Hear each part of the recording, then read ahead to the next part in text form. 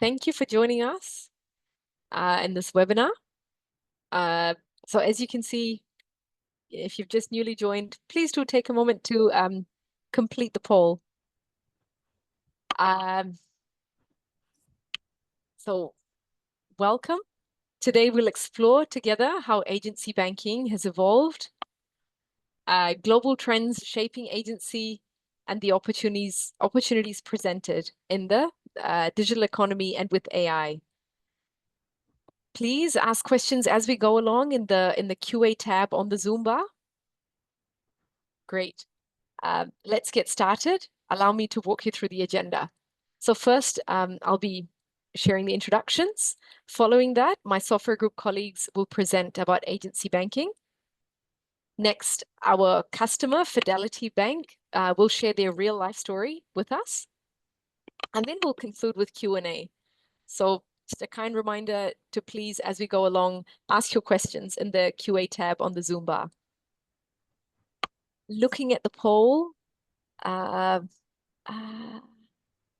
believe I saw many of you joining from around the world, and I saw a range of, yes, many of you from around the world,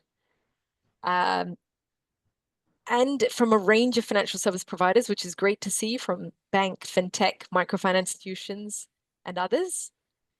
And we have 50% and many to start soon already using agency banking today. This is great. It's great to have all of you. So thank you for joining us on this call. Moving along, let's meet our distinguished speakers. First, Geraldine O'Keefe. Geraldine is Chief Innovation Officer and co-founder at Software Group. She's passionate about financial inclusion. Specifically, Geraldine has been part of agency banking projects long before the sector was formalized, with projects spanning from Cambodia, many countries in Africa and Latin America. Next, Dr. David Ocheri. Dr. David joined Fidelity Bank Ghana in 2020, and he's currently the head of agency banking. His prior work experience in several telco and technology organizations has enabled him to develop practical management and business skills to effectively lead, manage, and motivate agency teams to greater performance. Then we have Ankit Jain. Ankit leads global pre-sales at Software Group, specializing in agency banking and digital payments with practical on-ground experience, implementing agency banking across India. He's passionate about financial inclusion and has been part of successful fintech projects throughout Africa and Asia. Now, I hand over to you, Geraldine, to start the presentation. Great. Thank you, Vidya, and thank you, everyone, for making the time to attend today. So first and foremost, we just want to do a very, very quick introduction of who we are. Obviously, we're called Software Group. We're a technology provider that has worked globally on multiple or hundreds of digital transformation projects to date, headquartered out of Bulgaria, but with a global presence. We're proud to have customers in more than 70 different countries. And all of those technology projects have been either in the financial inclusion or certainly within the financial sector. And we've seen, obviously, a lot of change happen across that sector over the 17 years that we've been in business. So we work with a range of different types of providers, and that's why I think it's great to have such a mixture amongst the participants today. So whether you're a bank, whether you're an MFI, whether you're on the financial inclusion side, perhaps with a development organization, a post office, whichever entity, a telco that's involved in financial services, we've had the privilege of working with many of you, deploying our digital banking platform. And within the digital banking platform, we prepackage certain solutions, and the agency banking solution is the one that we're obviously here to talk about. But as Vidya says, it is also one of the longest prepackaged solutions and most mature solutions that we have in our portfolio. So we've been working in agency banking more than 12 plus years. And as we'll see when Ankit takes us through the history that we've witnessed in the sector, there's been a lot of change where it started off as unregulated and then got into more regulated environments. So the solution has obviously matured with our clients, and as our clients have evolved their business cases, we've added all of that back into our solution and our platform as a whole. And as a result of that work and as of the successful projects that we've been able to deliver, we have been recognized by some of the leading analysts out there. And as well, our clients have been recognized for the innovation that they've been able to deliver through our solutions. So this is not a sales pitch, but just to say who we are and why we feel warranted in talking about this topic. As I said, engagement with a lot of our clients in a lot of different countries has really matured our understanding of the solution and the environment in which it's working. So our plan for today, as Vidya said, is to first just reflect on where we've come from and the journey that we've seen happen in the market. I'm going to ask Ankit to take us through that evolution over time. Over to you, Ankit. Thank you, Jean. And first of all, thanks everyone for joining on this webinar.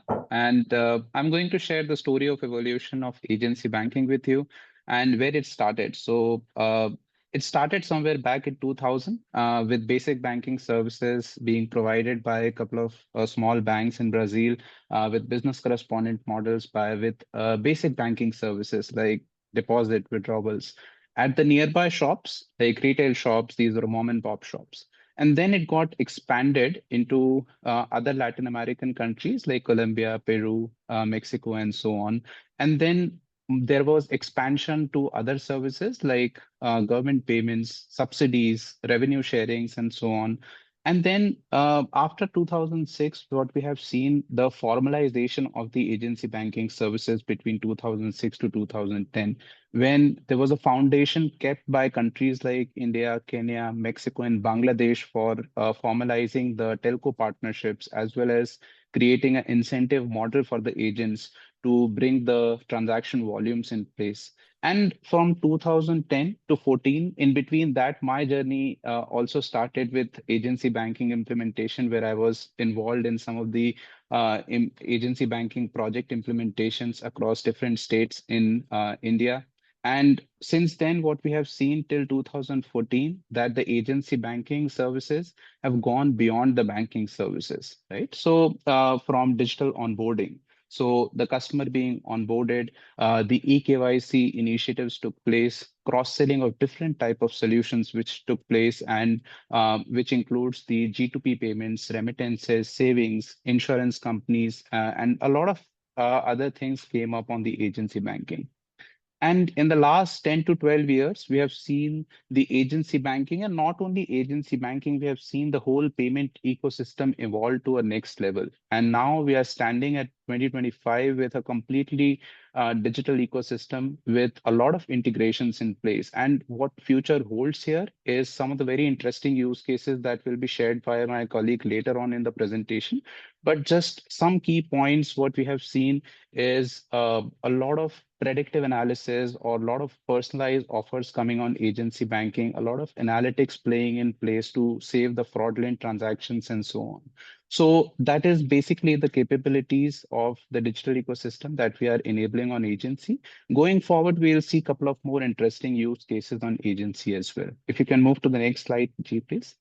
We have also tried to map the maturity level of different markets in terms of agency banking, where we have seen some of the early adopters like India, Mexico, Brazil, and Colombia. So these were the early adopters. They have these countries have the formal regulations in place, but still there is a lot of potential to still capture a lot of market because of different market factors. It could be the scale, it could be different financial literacy issues or different other factors. But then we have seen the countries like Nigeria, Uganda, Kenya, who have increased the agent scale to a very good level with the policy support, of course, and the transaction has been rising very well.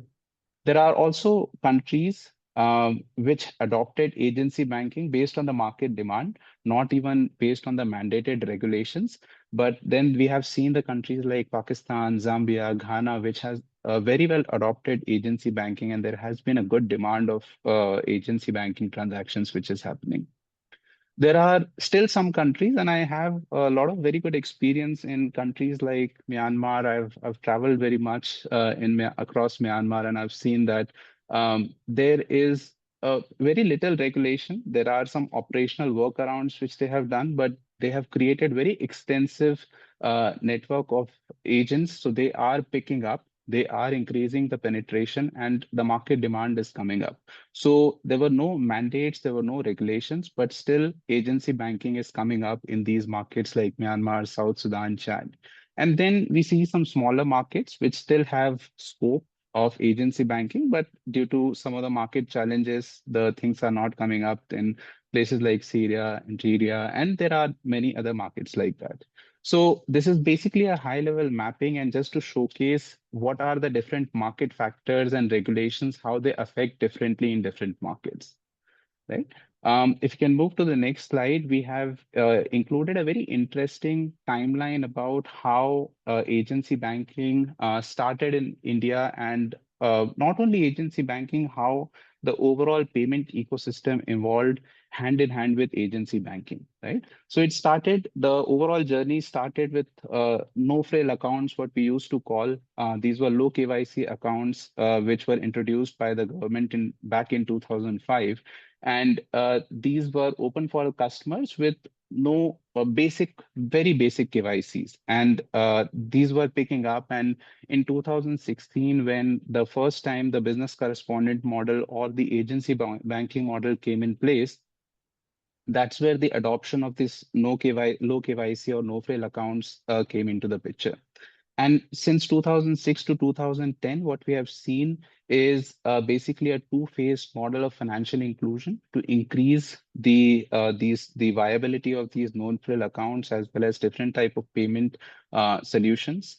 But it was not picking up. So the transactions were coming up, but the penetration was still quite low. And that is when in 2014, a very interesting mass scale operation was introduced throughout the country, which was initiated by the Prime Minister of India, PMJDY program, in which there were mass scale of account opening, which was done at the remote level, at the rural level, at the semi-urban level.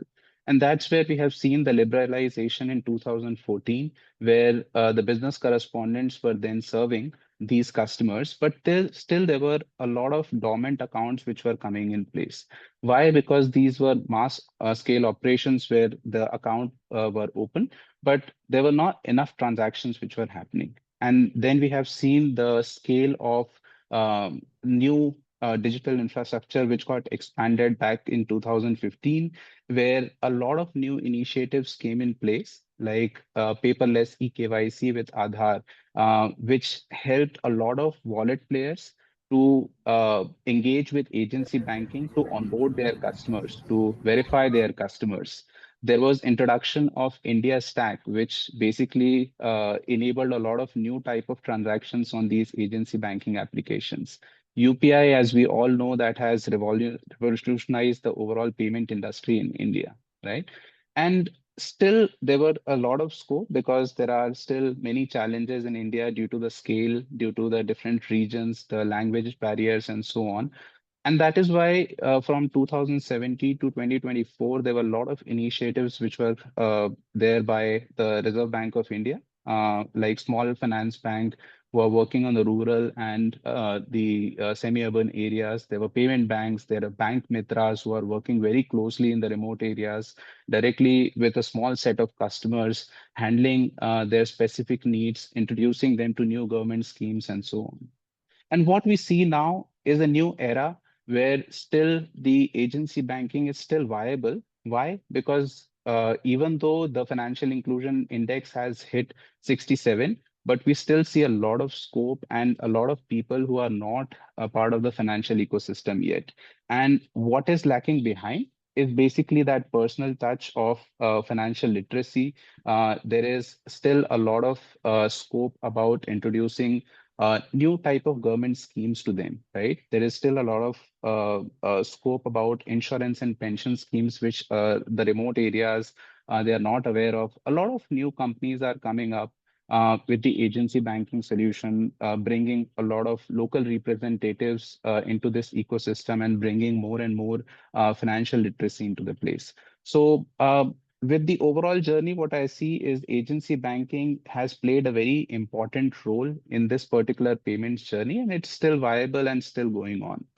Going forward, my colleague Geraldine will also showcase you some very interesting market opportunities and use cases that can be very well implemented in this new digital economy. So over to you, Geraldine. Go ahead. Thanks a lot, Ankit. So I think, as Ankit has succinctly presented, there's been a lot of changes already. And I think if we just sort of step back and look at some of the key factors that are influencing the future of agency banking, there are some key trends that we see. So first and foremost, I think a lot of operators of agent networks have realized through the financial margins that it's not viable to operate an agent network just with cash in and cash out. Typically, the transaction fees, the revenues, the commissions, and the cost just makes it a bit difficult to make it completely a profitable channel. So there's pressure on the margins, and that is pushing people to diversify the services. And obviously, when there's pressure on the financials, we try to increase revenue and decrease cost. So we see a lot of people and indeed a lot of third-party service providers cropping up in these markets that are offering shared services to help manage agent networks. So whether you're using a third party to help recruit, train, audit, supervise, maybe manage the liquidity of the agents, that's helping those agent networks reduce the cost rather than them doing everything themselves. The other big factor, and we've talked about it and we've witnessed it here today, is that agency banking is no longer just something for banks. So obviously with telcos and telco-led wallets, agents cropped up all over the place. We have fintechs that need agent services. We have post offices that want to get into the agent space. So the ecosystem has changed. There are much more players that are recognizing that this channel can bring viable business services to them and help them achieve their goals.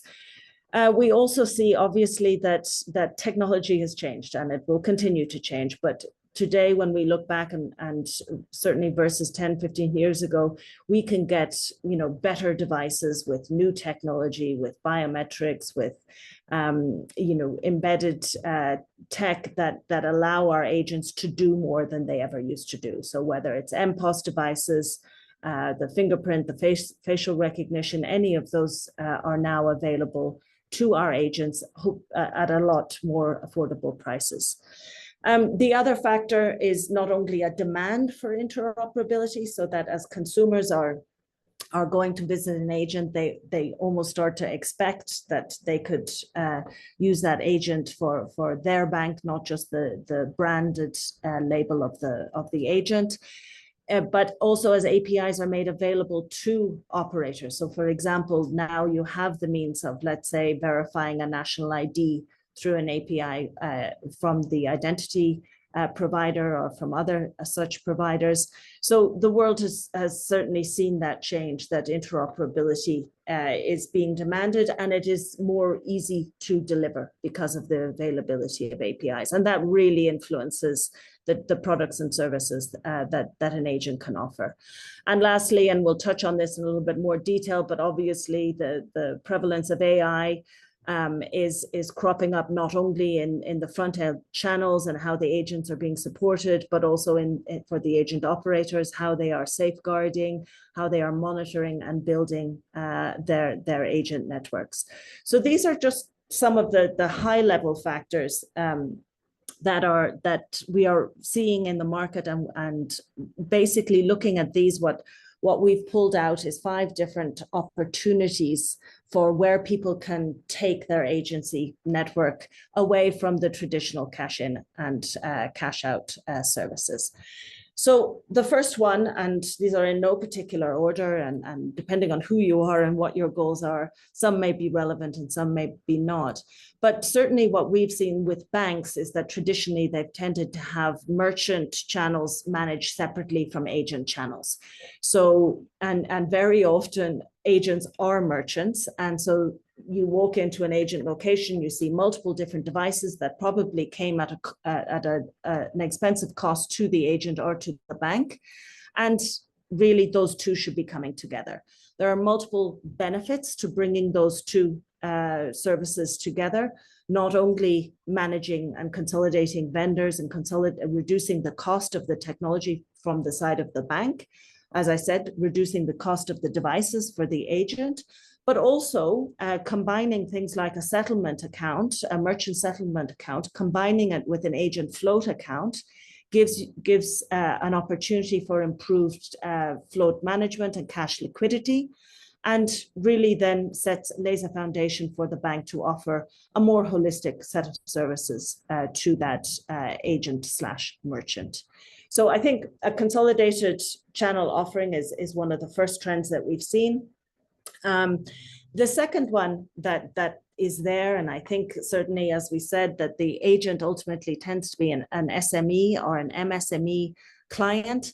And many banks are recognizing that there are additional revenue streams that can be derived from supporting those customers more deeply. So whether it's offering things like online marketplaces, we've seen this a lot, certainly in the post office space or in other SME initiatives where people want to have an online e-commerce marketplace for their SME clients, whether they're offering them business financing, business banking tools, overdrafts, all of these types of services can be extended to your agents, and obviously that brings more revenue from the channel and into the operator. Needless to say that, you know, of course, all the data the transactional data that is gathered through the agency banking channel can be used for scoring and influencing some of the products and services and the positioning of those upsells to these clients. The third opportunity, and I think this is a really big one, and we see quite a bit of variation in this across different markets, but is around the agnostic agent network. So, you know, back in the day, and I remember based in Kenya, you know, agents were being signed up to Safaricom and they were exclusive. Now, quickly the regulators jumped on that, and typically that's no longer allowed for one entity to sign up an agent as exclusive. But what we see now is that shared agent networks are really on the rise. So we see certain countries, for Uganda, for example, where the Uganda Bankers Association set up a shared agent network for all of the banks to try and really promote not only the interoperability, but to also spread the cost of that agent network across multiple different institutions. We see different flavors of this. So for example, and perhaps David might talk about it, that, you know, for entities that were the first movers in the market and they got, you know, a good representation in the market of agents, they're now considering whether they could open up their agent network to smaller entities. So SACCOs, RCBs in the Ghanaian market, MFIs, fintechs, what other partnerships could be formed so that those agents that they have can have increased transactions and obviously bring more revenue into the market. So that's one flavor of the agnostic agent network that we're seeing. The other one is fueled perhaps by government payments, whether that's collections or GDP outward payments that need to be dispersed. So forming those partnerships and making those collections or payments, again, typically brings some nice, reliable, particularly when you're looking at things like pension payments or social grants that need to be repeatedly dispersed over time. That can really be an interesting and a viable route for agent networks to go. The remittance sectors, and we all know remittances have a high burden on eKYC, and we're seeing some agency networks now offering eKYC as a service. So let's say you want to send money through a remittance provider. It suggests that you can go and visit any of the nearby agents. They will do a full eKYC and a data collection exercise, and the remittance provider is then able to tap into that data to ensure that they have the compliance information needed. So collection of KYC, and I think that, as we do see that, obviously digital payments are on the rise. A lot of people are leapfrogging over cash. As Ankit said, cash does remain very, very important, particularly in rural and peri-urban areas, or for certain segments of the market maybe that are not so conversant with technology, or their financial literacy is a bit low. But for many others, KYC and onboarding customers, checking data on behalf of others is really bringing some nice revenues and nice diversification of the agent service offering that has been there traditionally. So in terms then of what else people can do with the agency investment, so we see people looking at the technology and realizing that it can actually help with some other initiatives. So for example, whether the bank or the fintech needs to do an onboarding drive and they need to go out and recruit a lot of new customers, those could be beneficiaries for GTP, those could be new customers in a new market area, or whether they want to do VIP banking and actually take this technology, but now operated by a staff member. So rather than go and either have to use a core banking system to do that, or take another DFA type of solution to go and do that onboarding, they're looking at how they can reuse the agency banking platforms to further their branches banking strategies. And we see this again as branches are being shut down and perhaps more agile service delivery centers are popping up. People are looking to see, could they use agency banking in those locations, but now by staff rather than by a third-party banking correspondent. So, and again, it's very nice to see all of these opportunities are things that our clients have done, and very often it wasn't us suggesting it. They came up with the ideas. They came back to us and said, "Look, we've seen what these solutions are capable of. Can we do this? Can we do that?" And all of those things obviously help to justify the investment that they've made into their technology and into the ongoing operational costs of managing an agent network. So the last opportunity that I wanted to mention, and these are by no means an exhaustive list, there are multiple others out there, but we see digital credit, and obviously digital credit is popping up. It's popping up in a lot of self-service wallet solutions. But again, for those market segments that perhaps aren't so conversant with the digital tools, when they walk into an agent network to be offered, and perhaps they go in to pay a bill or they go in to make a deposit, and through the underwriting, the back office underwriting that's done, the credit scoring, perhaps they can be offered some digital loan. The agent can take them through that upsell and that onboarding, and if relevant, a contracting experience, and they can get the loan there and then.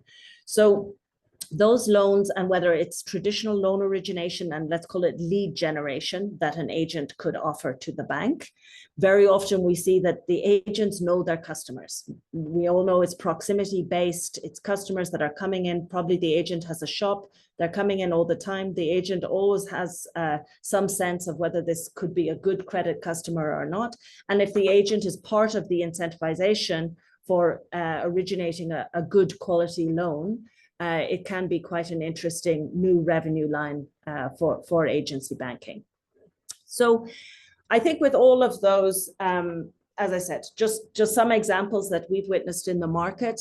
Across all of them, we see opportunities, and in general, we see a lot of potential for how AI can further the mission of the agency banking initiatives, starting with the network operators. And perhaps this is maybe one of the low-hanging fruits. And it's things like improved risk assessments of your agents, monitoring their transactions, picking out suspicious transactions, being able to react more proactively if and when something does happen. All of the credit scoring. I've talked about, float overdrafts, lending to agents. I've talked about, digital credit to the customers, and all of those can be underpinned by AI models. Monitoring agent locations. So certainly from the customer and across the network, we want to improve the customer experience so that they don't walk into an agent location and be told, sorry, I don't have float. And so what can we do to not only bring information to the customers to say, okay, look, you're looking for X amount of money, please try these 2 agents here based on their performance so far. We estimate that they will be able to serve you as long as you visit within the next few hours. We have much more data, and we have those tools available to us to improve that customer experience and also improve the business on the side of the agent. So the agent with such tools is able to better manage their own liquidity, better manage their cash, see their business performance, and take decisions of how to adjust it so as to improve it. And then, on both the customer, the agent, and even on the network operator side, the AI-driven help desk, chatbots, all of these can help us not only train agents, support customers, manage complaints, all of the typical customer service and service desk tasks that we've always relied on manual human intervention. There's a lot of opportunity here for us to now digitize those experiences and make sure, as I said, that everyone gets a better quality of service, and ultimately that people's deposits, and let's not forget that behind agent network is somebody's savings, and we need to make sure that those are protected from fraud, and maximizing everything we can do as the operator to prevent fraud happening across the channel. So I'm sure this list could change if we come back and check in a few months. There'll be more initiatives and innovations happening, but certainly this is where we see from our experience what's happened to date. So those are just a few examples. We thought it would be great to ask David to step in. As Vidya introduced, David comes from Fidelity Bank in Ghana and has had a great history of deploying agency banking, both with this bank and with other entities. So David, without further ado, I'd like to hand over to you to maybe just take us through the Fidelity story, past, current, and future. All right. So, good morning. I just want to believe you can hear me. Yes, we can, loud and clear. Thank you. Okay, all right. So, like you indicated, my name is David Ochi. I work with Fidelity Bank. I'm head of agency banking. So, I have been actually with the bank for 5 years. Prior to that, I was actually in the telecom. So, I worked with the telecom. I was in the telecom sector for about 17 years. So, I am versed in when it comes to sales and distribution. So I believe agency banking is not different from that distribution concept of the telco. Right. So I have just 10 minutes. I know everybody on the call knows what agency banking is all about. So I would want to skip this slide and go straight into Fidelity Bank agency banking. So for us, Fidelity Bank agency bank actually precedes me as a staff of the bank. It was actually set up in 2013. I was a pilot base with just about 24 agents. So around 2014, the regulator in the country actually gave us the license after a successful pilot. So as Nigeria said, we use quite a number of different outlets, the ECG, which is the electricity company of Ghana, where we have quite a number of vendors. We also use a lot of the telco outlets then. And then we were using a different platform, which was not connected to the core banking system. It was separate, called the mini CBS. But we actually encountered quite a lot of issues around 2015, 2016. So we decided as a bank then that we look for some more robust platform that would actually stand the test of time and also be scalable. So we actually found solace in SG, where for the past 9 years or so, we have actually been with SG, where we introduced the AMS platform. So just to point out some of the issues that we had with the CBS before we went to AMS, which has been our strong backbone since 2017. Next slide, please. Okay, so like I indicated, the mini CBS was a separate platform altogether. It wasn't linked to the core banking system, so it was a bit unstable. Which actually affected the growth of agency banking between 2014 and 2015. But the first year we had, because agency banking was new, I mean, we liaised with the government of Ghana, who want to actually introduce or actually deepen the financial inclusion agenda. Or most of the banks were shying away from agency banking because, of course, like Geraldine said, it's not profitable. The business is not profitable because it's a high commissions to agents. For Ghana, for example, about 80 to 90% of all transactions that happen at the agent point are deposits. And as you're very much aware, deposits, the customer need not pay commission on deposit into his or her own account, but we pay commission on those deposits. So we reach about 0.5% of the value of the deposit, but it's capped at 5,000. So if you have every year, we pay close to about 1.2 billion Ghana cedis on deposit and loan to commission, for which we don't get any returns on that because we don't charge the customer. Now, the agent point transactions don't also stay in account for long. For Ghana, for example, the agent point has become like a conduit for transfer of funds. So they put money in the agent point, and within a day or two, they go to the other agent points, but most often at the branch or the ATM and withdraw, because when you go to the agent point, of course, to withdraw, you need to pay. So you rather go to the process branch or the ATM to do the withdrawal, which actually in a bit defeats the purpose of agency banking. There was also delay in transaction. The slow processing times led to customer frustration. And then of course, you are expecting customers to move from the branches to the agent point. Okay, because you have a lot of agents, we have close to about 7,000 agents across the country. You're expecting that transaction at the agent point to be faster. Because if it is slow, you move to another agent point to go and do transaction. But because of the slowness of the platform, the banking hall rather was better. So people seldom go to the agent point to actually undertake transaction. And there was a high downtime on the platform as well. So the frequent system outage also impacted transaction quite a lot, and the reliability was an issue. We also, at that point, we were deploying pauses as against what we have now. So we deployed a lot of pauses, and the pauses actually broke down, and after sales service was an issue, it became very difficult to fix. The hardwares were not readily available, and also the printing machines that were attached to these pauses were not working. And also there were poor network connectivity. So all this put together, the impact was, of course, if you had all these, then there was a very low transaction at the agent points.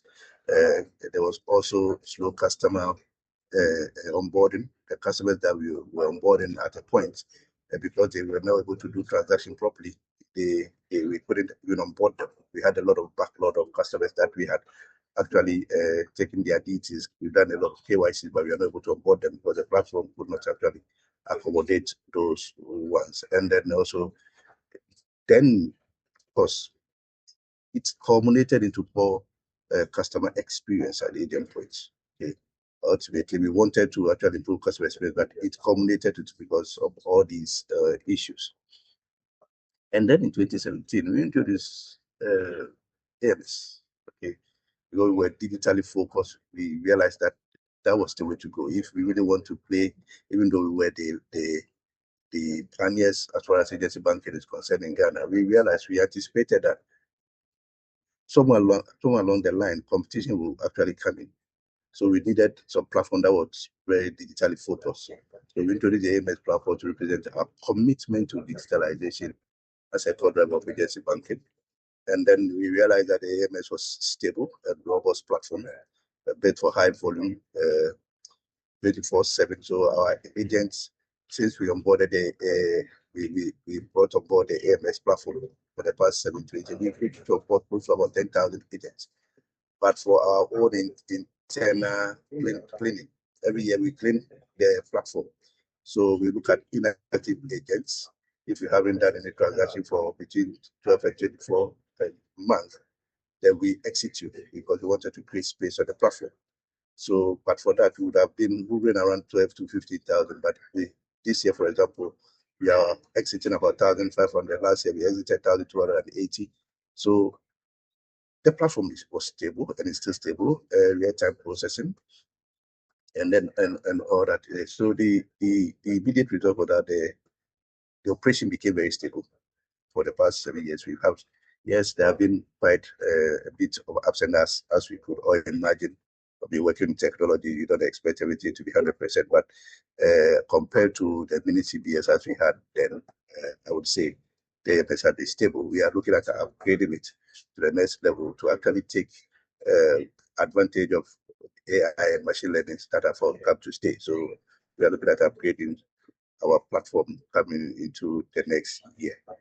Now, the results of bringing on board the AMS is, as you can see, there has been an astronomical growth in our transactions. If you look, the transaction has surged, significantly. Our customer onboarding has also surged significantly.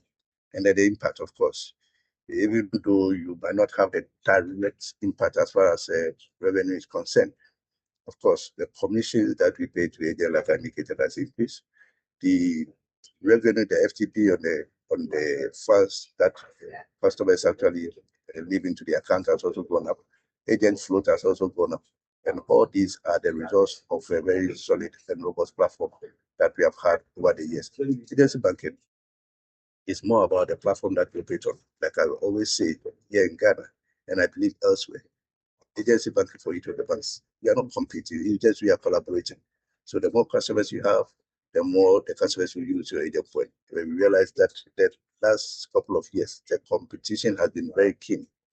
Okay, most of the banks who hitherto refuse to join the agency banking free are now coming because they realize that there is a cheap deposit out there.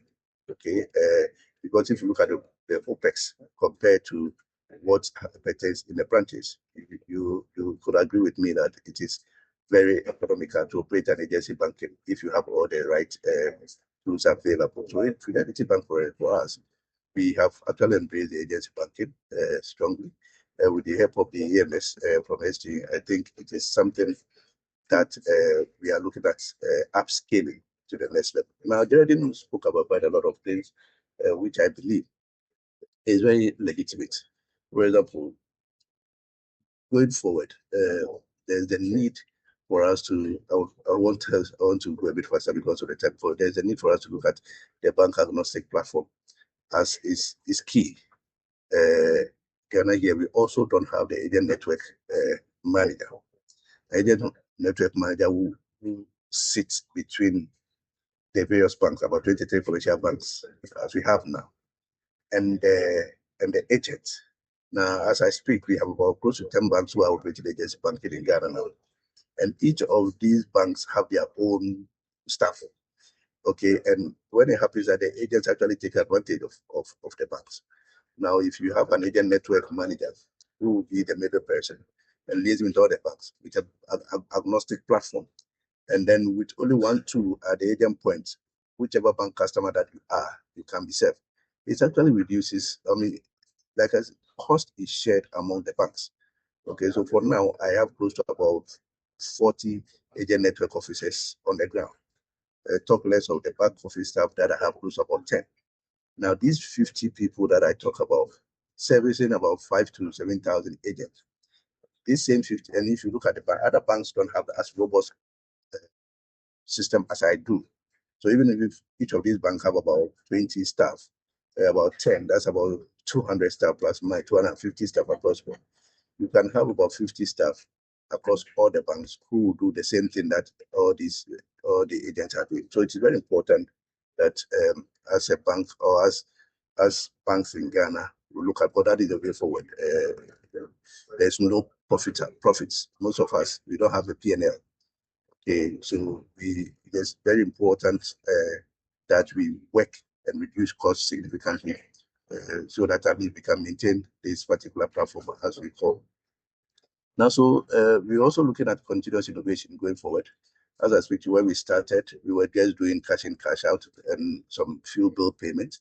Now, what we are doing now is to going into next year, Otis vehicle, we probably will even go live before the end of the year where we introduce micro loan to the agent themselves, okay, so that they can actually provide services to their customers. We have also liaised with some insurance companies to do some collection for them. Significantly on that is the collection of school fees. So we have agents who go to the various schools now to do school fees collection. Okay, we have also worked with most of our MMDs, municipal and district assemblies, where we are going to collect taxes for them, and quite a lot. So this is the direction of agency banking. We are moving away from the deposit and withdrawal at the agent point to provide value for our customers. Okay, and we are also looking to empower agents a bit more. We are looking at our agents not only doing servicing the customer, but actually educating the customers as far as financial inclusion is concerned. So that is the direction I will also moving to. And also we deepening financial inclusion by expanding the network to reach most of the unbanked population. For the past 5 years, we have seen a gradual decline of the unbanked population of Ghana. Even though it is good, but the impact is not as significant as we are looking for. So going into the next year, with all the banks coming together, we've actually formed an association of heads of agency banking in Ghana, where we are going to work together to ensure that this financial inclusion agenda of the country is shared amongst all the banks, and that everybody will take a piece of the cake. So at the end of the day, the country is going to be that. So agency banking for me, it's very important for the banks. It's very important for even the non-bank institution and even for the customer. As I speak to you now, we are going to introduce what we call the free withdrawal at the agent point. Okay, because now when you go to the agent point, you pay. So if you really want to congest the banking and you are asking the customer to go and pay at the agent point, then obviously they will not go, because if I go to the banking point, it's going to be less. So if the banks want to reduce their OPEX going forward, then they need to look at how they can empower the agents, reviewing commission, make their commission very competitive so that agents can take those responsibilities that would otherwise be taken by the banks. Okay, and then it will ultimately reduce their cost of operation and also cost of sales for the customer. So on that note, I think like I indicated, I need to rush through because there's a limited time. And I believe that we will have a bigger platform where we can have enough time to share ideas. So thank you very much. Great. Thank you very much, David. We wanted to take a few questions and just wrapping up on that. And I know the team has several in the chat video. Do you want to take us through those? Absolutely, yes. For the first one, we have, how do agent networks support government-to-person payments effectively? And do you have examples where you've deployed such? Sure, I can take that one. So we do have examples. We have examples with Botswana Post, whereby the post office actually was processing the pension payments. So they used an agent network, and that agent network obviously was initially deployed in the post office branches, but then also was moved out to other third-party agents that were contracted with the post. So the first step in doing that was to enroll the beneficiary. And they had certain challenges. The post office branches didn't have good connectivity, so they needed to work off offline databases. We needed to capture biometrics. We needed to do several different things, given that these were disbursements to pensioners. In most cases, those pensioners didn't have their own mobile phone. So we were a bit limited in some of the tools that we could deploy. But certainly that beneficiary registration via the agents, then obviously processing of the payment, but then the cash out. And the cash out, again, with biometric verification was key. So again, we see this, and obviously we see a lot with the post office digital transformation journeys that the G2P payments form a big part. But we've also seen with other banks in other countries that increasingly they're seeing agents and retailer locations being a very viable way to get these funds out, whether they're going card or cardless. There's multiple different options available. So I think it can be a very nice recurring revenue stream to input into the business case. Thank you, G. Next, we have, how can a bank protect both its customers' data and deposits with agency banking? And how has that changed of late with new AI tools available? Perhaps, Ankit? Yeah, I can take that one. Yeah, Vidya. So there are different ways how a bank can protect its data, and some of the important ones are having a proper encryption in place. There are different type of access controls which needs to be in place, fraud monitoring for highlighting the suspicious transaction, and different type of multi-factor authentication, regular audits, and these kind of standard practices which are being followed by many of our customers using our platform. And apart from that, we also recommend the data, the customer data, and the transactions to stay at a single source of truth, which is the core banking system, and that's where our customer also keep it. And then there are a lot of new AI-based tools which are coming up, which are helping the banks to identify different type of suspicious transactions, flagging of suspicious transactions, fraud detections, and different type of risk assessment for the customer, even credit scoring for doing the overall loan assessment and those kind of things. So there are very good tools which are coming up for doing all this risk assessment, and we have also introduced many such practices in our solution, as well as our solutions are very much capable to integrate. And we also recommend our customers to integrate with different AML and fraud management solutions to basically keep that security at the top level, because with the scalability, the number of fraudulent activities may also go up. So highlighting those suspicious activities is very important. I hope that answers with it. Yeah, can I make a small point? Yes. So yeah, as Ankit has indicated, all those multi-factor authentication and all their security features are very important. Now, but also significant is to ensure that we ensure 0% paperless at the agent point. Okay. Now, when we started at the agent point, we have what we call the logbooks. So agents, and most of these agents are not operating only one bank. They do most of the mobile money transaction, and they want to keep records of all the transactions that they make. So you realize that agents will write the numbers of the customers who they do transactions, and from this account to that account and stuff like that. So when unscrupulous customers get to the agent point, they actually take these details and actually can do quite a lot of stuff. So we encourage agents not to keep any logbooks. Everything is automated now. Everything is on the system. So when you come as a customer, you will not see this. We don't even allow the customer to write their number on a piece of paper and hand over to the agent for the agent to key in. But when they do that, they forget, they leave. Somebody takes hold of it, and then they can do quite a lot of things with it. So paperless is the way to go. Everything must be automated. And I think if we're able to do that, we can actually reduce the cost of fraud at the agent point. Yeah, thanks. Thank you, David. Briefly, the next one is for you, David. How do you make sure that you realize profits from the deposits realized through agency banking so that the little maid is not eaten up by costs like paying the agency's banking system and commissions to agents? Kindly share some knowledge from experience. Right. So like I said, the agency banking business as it is now in Ghana is not profitable.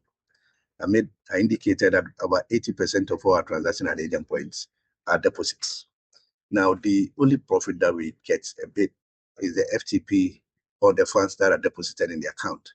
And then the FTP on the account that you open at the agent point, the account balances, the FTP on the account balances, and also the FTP that we get on the float balances of the agents.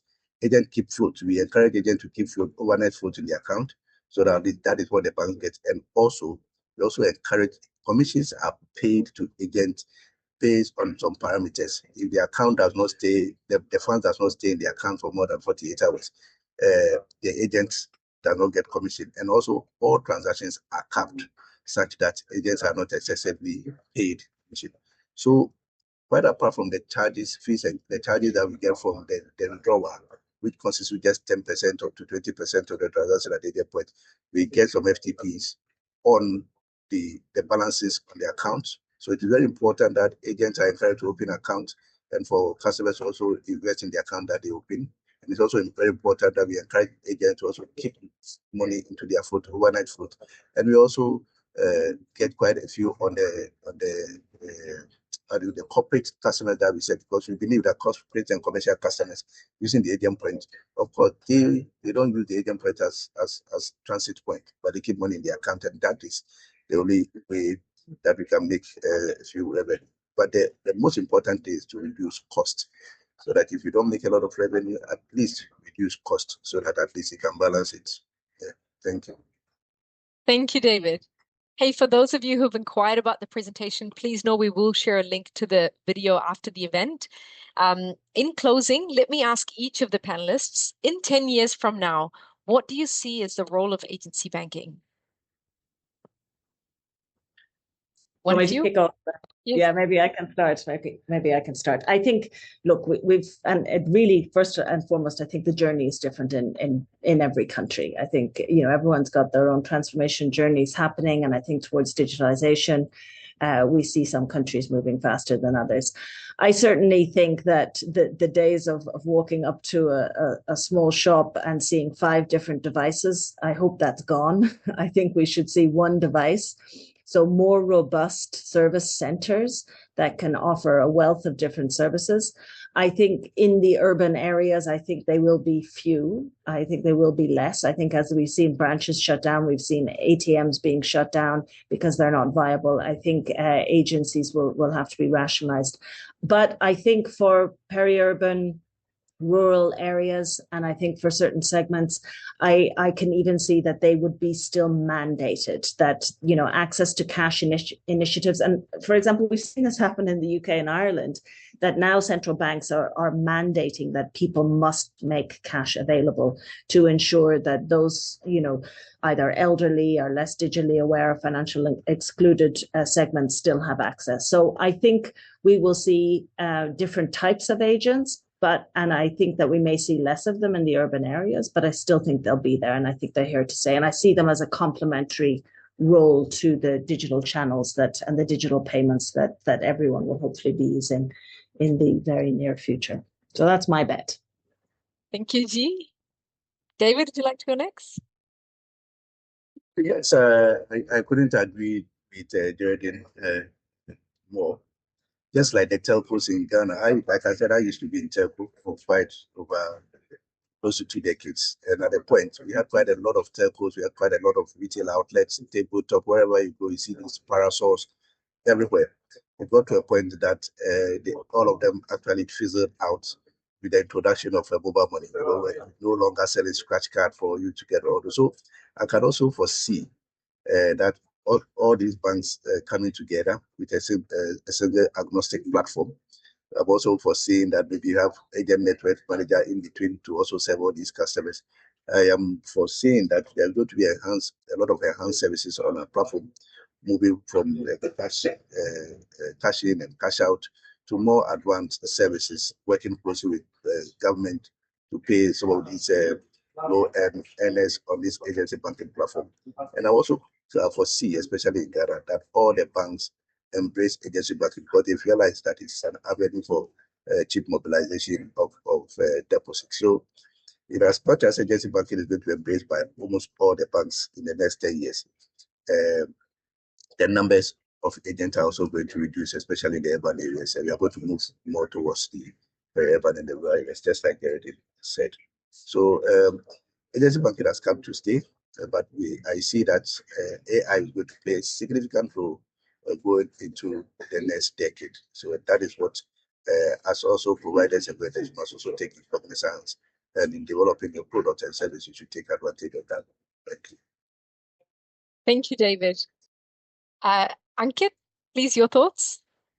Yeah, so for me, agency banking is going to transform with more and more partnerships coming in place. And what we have seen in the evolution as well, that the agency banking solution has gone beyond the banking services. And that's going to happen going forward as well. So apart from basic banking services, things which needs assistance like insurance, a lot of people are not exactly aware about the full benefits of products like insurance, government schemas, how to apply for them. There are many initiatives for SME businesses which are given by the government as subsidies, business plans, and those kind of things, which can be very well communicated, and these customers and these SMEs can be helped with the help of agents. So I think the partnership is the way to go, and also merging a lot of different type of new products and use cases on agencies. Some of the very use cases were also presented or covered during our presentation today, and we keep on exploring. So one of the key message that we give at end of every presentation to our customers and prospects, that we have a standard solution, but we are always open to understand what are the specific use cases that you want to implement, what are the things that are popular in your market, right? And we are ready to help you with that. So that's my take with that. So partnerships and a lot of new use cases on agency. Thank you so much for that. And thanks to each of you for your thoughts. It's exciting what the future holds for HC banking with AI. Thank you so much, participants, for being here. Your engagement through the questions, it means a lot. So we look forward to keeping you updated and staying in touch, and to the next webinar. Thank you very much. Thank you. Run. Thanks, everyone. Bye-bye.